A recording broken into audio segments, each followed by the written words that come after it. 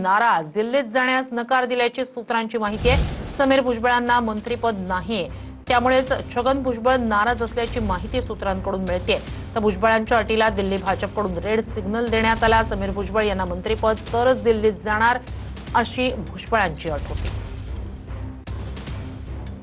तर काल तटकरे यांचं स्पष्टीकरण बैठकीनंतर आलेलं होतं। भुजबळ नाराज नाही असं तटकरेंनी म्हटलेलं होतं, मात्र ही माहिती आता नव्यानं समोर येते। छगन भुजबळ नाराज आहेत। समीर भुजबळ यांना मंत्रिपद न दिल्यानं आणि त्यांची जी अट होती की समीर भुजबळ यांना मंत्रिपद आणि मग भुजबळ राज्यसभेवर जाणार, त्या अटीला भाजपकडून रेड सिग्नल देण्यात आला। त्यानंतरच राष्ट्रवादीकडून नवीन उमेदवाराची घोषणा जागी करण्यात आलेली आहे। त्यामुळेच भुजबळ नाराज असल्याची माहिती सूत्रांकडून मिळते।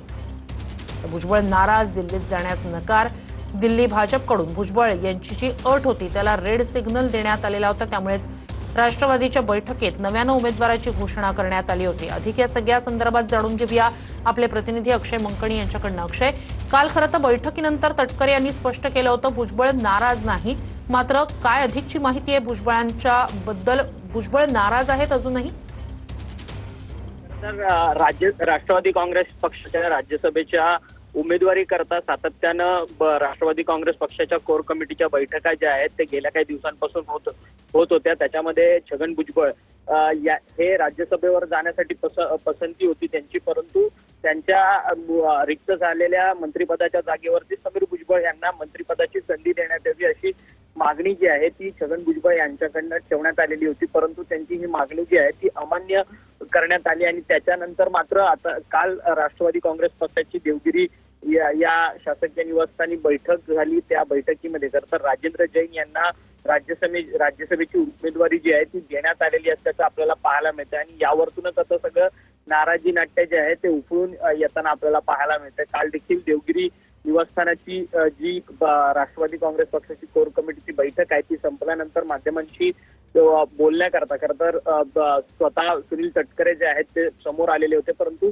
छगन भुजबळ आणि समीर भुजबळ हे दोघेही जे आहेत ते नेते मंडळी ते बैठकीत होते, परंतु त्यांनी माध्यमांना कोणतीच प्रतिक्रिया न देता ते थेट तिथून निघून गेलेले आहेत। त्यामुळे त्यांची संपूर्ण नाराजी जी आहे ती या सगळ्या निमित्ताने पाहायला मिळते। परंतु या सगळ्या नाराजीच्या संदर्भात अद्याप देखील भुजबळांनी जी आहे ती अधिकृत भूमिका जी आहे ती कोणती व्यक्त केलेली नाही, परंतु सातत्यानं भुजबळ यांच्या नावाची चर्चा जी आहे ती राज्यसभेच्या उमेदवारी करता ठेवण्यात आलेली होती, परंतु मात्र त्यांच्या नावाची वर्णी न लागल्यामुळे ते कुठेतरी नाराज असल्याची माहिती जी आहे ती सध्या सूत्रांकडनं मिळते।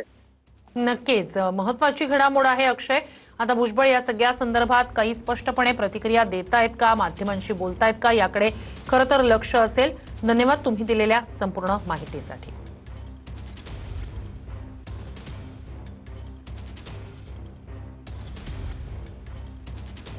मुख्य एक चर्चा मागच्या काही दिवसांपासून होती ती भुजबळ साहेबांची होती। त्यांच्या बाबतीत काय निर्णय झालेला आहे? एक अशी चर्चा होती की ते राज्यसभेवर जाण्यासाठी इच्छुक आहेत, राज्यामध्ये कॅबिनेट मंत्रिपद देखील मिळायला हवं। त्यांचं ज्येष्ठत्व, त्यांचा अनुभव पक्षाला उद्याच्या दृष्टिकोनातून दिशादर्शक त्या ठिकाणी ठरणार आहे। त्यामुळे त्यांच्या ज्येष्ठत्वाचा योग्य तो सन्मान होऊनच पुढच्या कालावधीमध्ये त्यांच्या मार्गदर्शनाखाली पक्षाची वाटचाल करत असताना त्या संदर्भातला निर्णय आम्ही एकमताने करणार आहोत। भुजबळ साहब नाराज तो नहीं? बिल्कुल हमारे साथ में जब हैं भुजबल साहब तो ऐसे नेता हैं कि जो उनके जो मन में है वो उनके चेहरे पे भी रहता है और बोलने के लिए कभी रुकते नहीं। जब मेरे साथ में यहाँ पे बाजू में हैं इसका मतलब राष्ट्रवादी कांग्रेस पार्टी